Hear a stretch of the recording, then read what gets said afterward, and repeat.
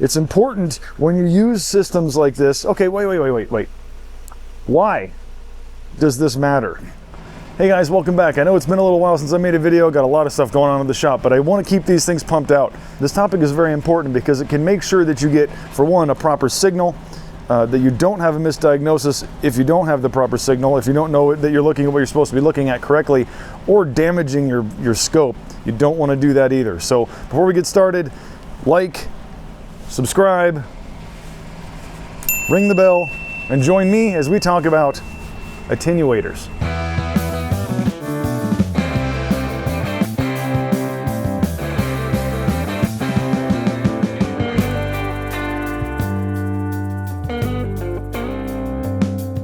Understanding attenuation and why it's important is critical to having good scope skills. So what is attenuation and why is it important? So to understand attenuation, it's helpful to look at it in other ways. So lead attenuates X-rays, sunglasses attenuate light, and earplugs attenuate sound. So the idea is that attenuation is the reduction by a ratio of a certain medium or a certain signal through a medium. So the point of having attenuation in a scope signal is that you want to maintain the same signal that you're seeing, but shrink or reduce the voltage that's actually getting into your scope, because your scope can only handle so much voltage. They're designed, some of them are only designed, like the Pico 2000 series is only designed for a maximum of 20 volts. If you get any higher than that, you risk damaging the scope. So in this case with the U-scope, it's designed to withstand 80 volts, what do they call that, RMS? Anyway, it's designed to withstand 80 volts. So there are plenty of signals, which I'm about to show you right now, in a car that can easily go over 80 volts. And we have to be careful of those, and that's why we have attenuators. So this attenuator that I have right here is designed for primary ignition. You should be able to see this. Primary, 10-to-1. So every attenuator that you get should have a ratio. So usually you'll see 10-to-1, 20-to-1, 100-to-1. You can find other ones out there. In this case, if you think about 10-to-1, so if that's the case, it's going to reduce the signal coming in by a factor of 10 to the signal coming out the bottom. So that allows us, with the U-scope, to look at an 800 volt signal and it'll drop it down to 80 volts. So that's the maximum that we would be able to see. But there's nothing in this car that's going to produce 800 volts. Unless secondary ignition, but if you're checking secondary ignition in line with your scope, you're an idiot. So don't ever do that. But really nothing else, any inductive kicks wouldn't get any higher than usually 100, 200 volts. So in this case, this little guy right here, for any automotive application that I can think of, is going to be good. There's one thing you have to keep in mind. When you use an attenuator, you need to tell the scope that you're using an attenuator. It helps it recognize the signal that's coming in, and because it knows at that point that you're using a 10-to-1 attenuator, it will then display that voltage as a higher level. So you'll see what the voltage actually is because it's compensating for the attenuator that you have put in. Let's take a look at the scope. Alrighty, so we've got our Pico, good grief. So we've got our U-scope here, and if you see right here in this corner, we're going to see that it says 1-to-1 volts. So if we hit our OK button and we see the vertical, right, you see the vertical line here, we're going to go down to probe calibration and we're going to go over, and you'll see that 1-to-1 ratio change to a 10-to-1 up there.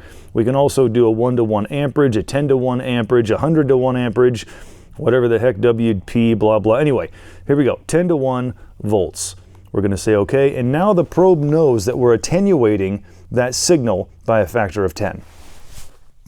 I don't think I'm going to look at a primary ignition waveform. The coils are kind of hard to get to, and it's Saturday, and I don't want to be here all day. So I'm going to grab a injector waveform. So let me grab my probe. So these things are pretty sweet. AES Wave sells these. I think they call them their I don't know, I'll stick a picture of it right here. Anyway, they're really cool, but you got to be really careful because this little needle right here is like, what's the word? It's like swedged in there with this little spring thing. And if you jam it in, you pull it, you rip the guts right out of this thing. So they're not fragile, but they're not bulletproof. So these things are great, but be careful. Okay, so we're going to take our negative probe. We're going to stick that guy on the battery right over here. And then we've got our positive probe. Let me get my light. Can't see diddly doodly. go. Okay. And then here is one of our injectors, as you can see right here. All right, we got some colorage going on in here. Any commonality with these injector colors? So I don't have to go look them up. What's this one look like? I see a red solid and a blue. I see red and then a something or other. So maybe it's that one. All right, so I'm gonna try and do this with one hand. This is that probe that I was telling you about. These things are awesome. We have our attenuator here, 10-to-1. We're gonna put that in here. Oh goodness, with one hand. Like this. Boop. And then we're gonna put our probe on there. So look like this. So now anything that comes through this tip is gonna be reduced by 10, and then it's gonna go through our leads to the scope. Okay, so now we're gonna stab this guy inside of here. So when you back probe, if I can actually get a view, there we go. When you back probe, you want to slide along the insulator and follow it inside, like so. Yeah, okay, there we go. All right, now we are going to start the car. All right, so we're running and we see our signal right down here. So let's see, we're gonna move over to our voltage. You see how it says 20 volts per division? Let's lower that. There we go, 10 volts per division. So now what we're seeing, this is so cool. So because we know that this is being attenuated, and so does the scope, it's saying 70 volts.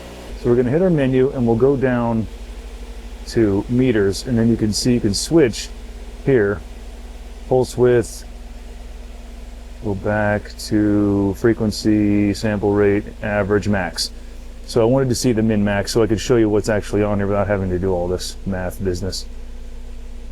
Okay, enable average, good. All right, so we're gonna go back to voltage per division. We can change this again down lower, but see, it would peak out.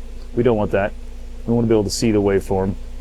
So you know that our maximum voltage is 42 volts, which is about half what this scope can handle, but now we know what's actually coming in is 4.25.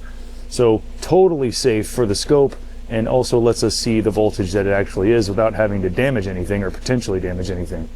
So what this is your standard injector waveform. So a really cool thing about these waveforms is that they actually will show you, if you know what you're looking at, the physical properties of that injector. So see this little hump right here. That little hump is the pintle close. What we're looking for though is that you can see this little hump right here. This is, it shows pintle movement is really the idea. So you have this hump because the pintle moves, and that changes the amount of the voltage that you're going to see in that waveform. Another way to look at this is with current. I'm not going to do that right now. We already made another video about that in the past. I haven't done one with injectors specifically, but there's really not a ton of difference. So a good way to look at this signal is with looking at the voltage and the amperage together at the same time, like with a 2-channel. I'm not really going to do that here. I've kind of showed you guys how to do that in the past with the low amp probe. It's a little bit more complex than what I'm trying to get into today. Really, it's more attenuators than injector waveforms, but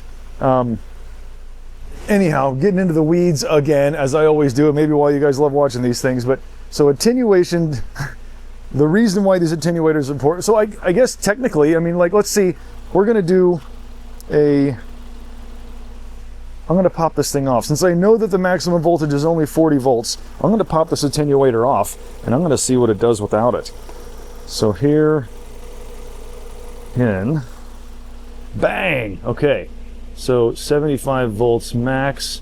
We're gonna go back down, we're gonna increase this guy, gonna hit here, gonna hit vertical, go down, probe calibration, oopsies, vertical, probe cal, back to 1-to-1, hit OK, back over, increase, increase, increase, 10 volts per division. Okay, so you see what's happening now. So we're hitting 79, 78 volts.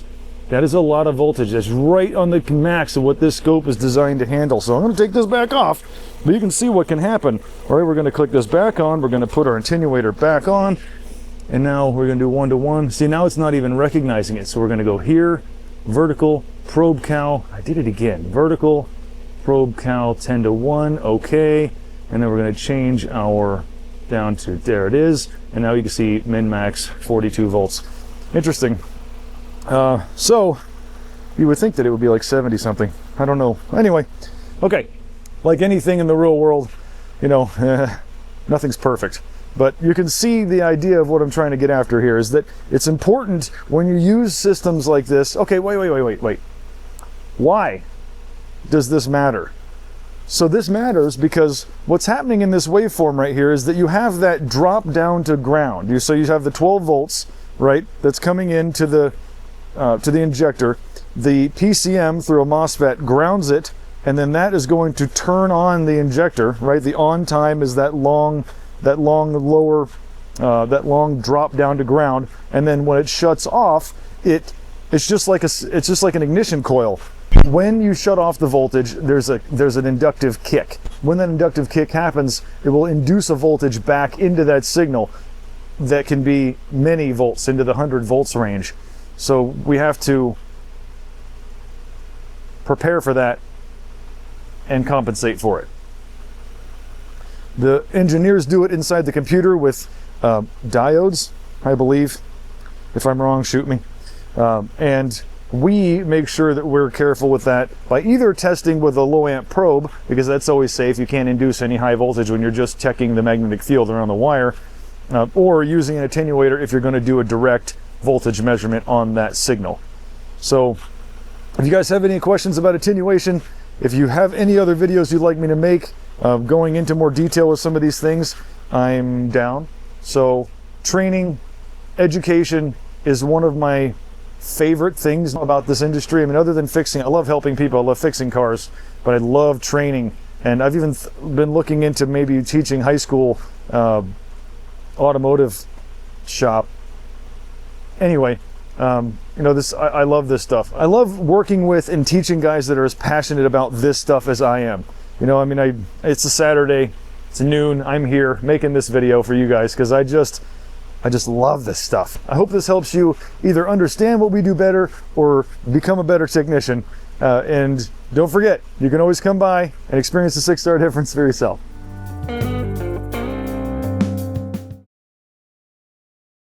In that circuit that will, I think, a Zener diode. Dude, we're getting to the edge of my comprehension at this point.